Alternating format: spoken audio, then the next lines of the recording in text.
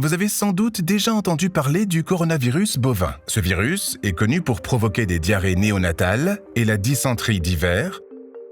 Mais saviez-vous qu'il joue également un rôle majeur dans les maladies respiratoires des bovins ?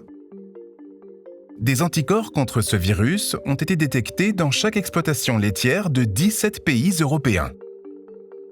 Dans 80% des exploitations, il s'est avéré que le virus circulait activement.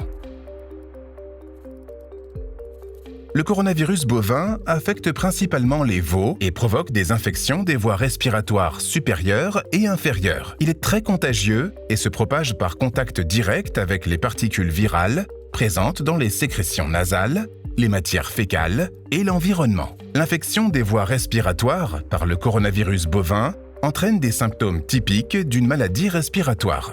En plus, le coronavirus constitue une autre menace inattendue. Il rend les voies respiratoires plus sensibles aux graves infections secondaires. Comment ? C'est ce que nous allons examiner ensemble.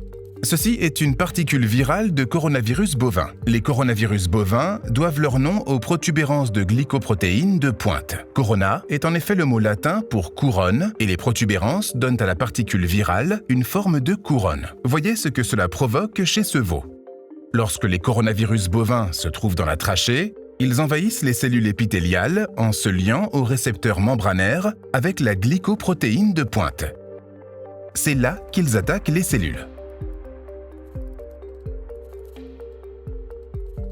Dans la trachée d'un veau en bonne santé, les cellules à mucus ou en gobelet et l'épithélium cilié forment un mécanisme de défense inné, l'escalator mucociliaire. Les cellules à mucus sécrètent un mucus visqueux qui tapisse la trachée et piège les agents pathogènes et les débris avant qu'ils n'atteignent les poumons. En vibrant de manière coordonnée, les cils transportent ensuite le mucus contenant des agents pathogènes hors des poumons et des voies respiratoires.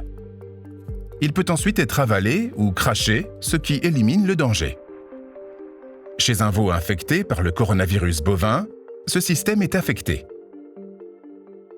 À mesure que le virus attaque et tue les cellules à mucus et l'épithélium cilié, la couche protectrice de mucus s'amincit et devient inactive, rendant le veau vulnérable à une maladie respiratoire plus grave. Vous pouvez considérer le coronavirus bovin comme un joyeux saboteur.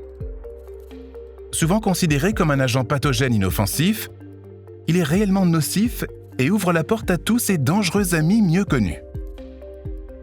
Après l'infection, il n'existe pas de traitement immédiat efficace. Il est cependant possible de prévenir le coronavirus bovin par des mesures d'hygiène et de vaccination. Il est important que les veaux soient protégés le plus tôt possible.